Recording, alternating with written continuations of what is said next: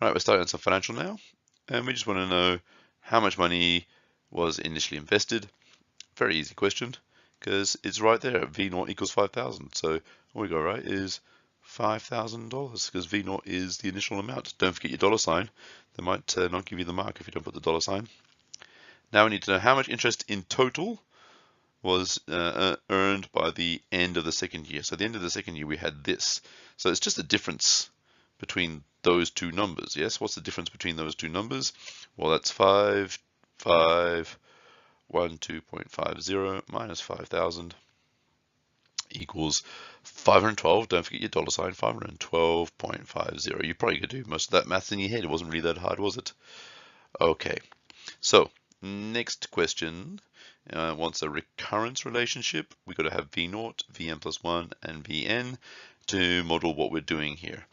And you could just basically see that it's V0 is 5,000. So that's the first part. V0 equals 5,000. We're just repeating what they said before.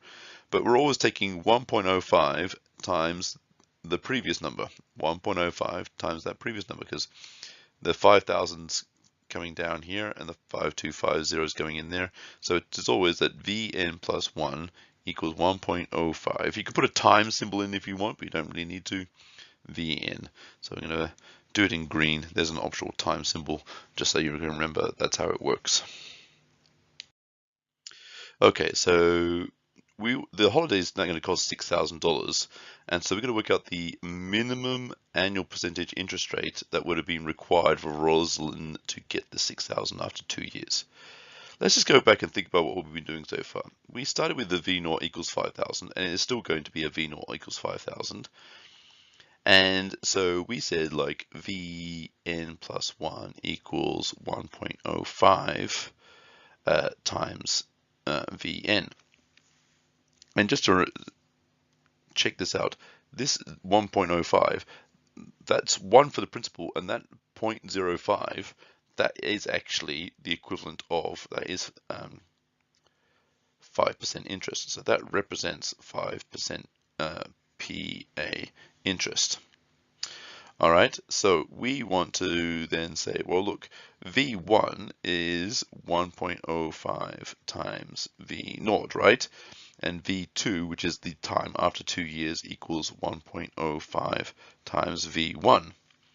But we know that actually we can replace things, because this V1 is this, isn't it? So where we see V1, we can now replace that with 1.05 times V0. So this equals 1.05 times V1, which is 1.05 times V0.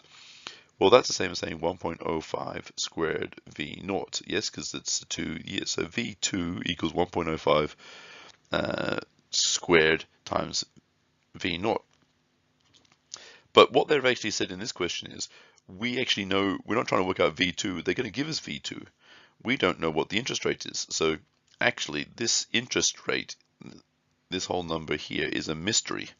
So what they're asking us to do is say, okay, we got V2 equals a mystery interest rate squared times V0. Well, we know V2 is 6,000 because that's what we want to be aiming for. And that's going to equal X, our mystery number, times V0, which is 5,000. Now it's just a bit of algebra. We want to get rid of the times 5,000, so we divide both sides by 5,000.